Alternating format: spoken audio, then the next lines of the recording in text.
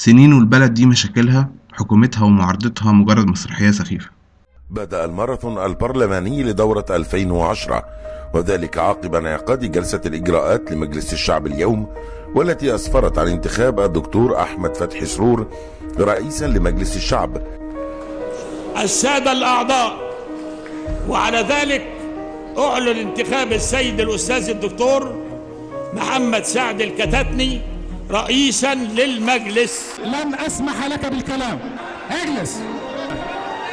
لا تعطل أعمال الجلسة وإلا طبقت عليك اللائحة. يا سبحان الله، المصر ما فيهاش حريات. وإيه سبب يا سيادة الرئيس؟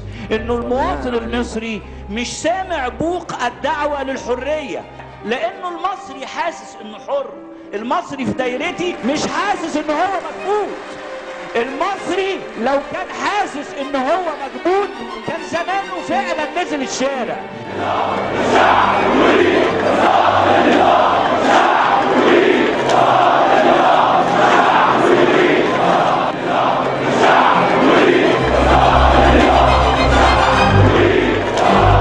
لكن من قلب الميدان قرر الشباب يوقفوا المهزلة ويخلقوا البديل السياسي اللي يعبر عن مبادئهم وأفكارهم، وعن طريقه يقدروا يغيروا مستقبلهم للي بيتمنوه.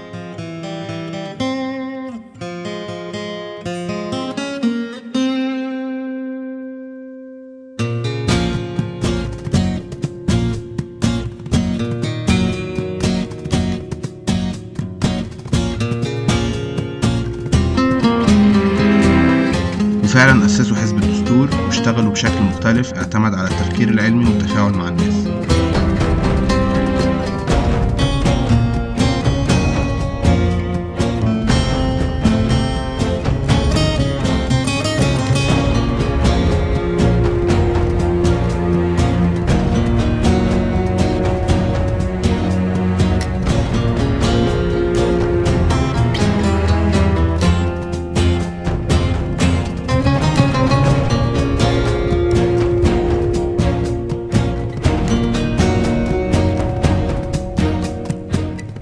وتوجوا جهدهم بانتخاب قياداتهم بشكل ديمقراطي أشاد به الجميع.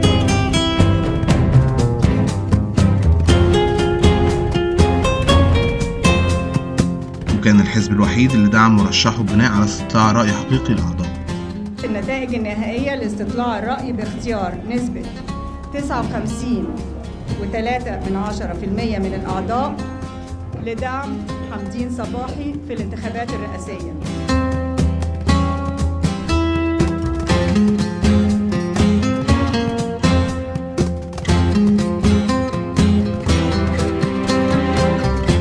باختصار، حزب بيقود الشباب بالعلم والديمقراطية هو الأقدر على قيادة البلد.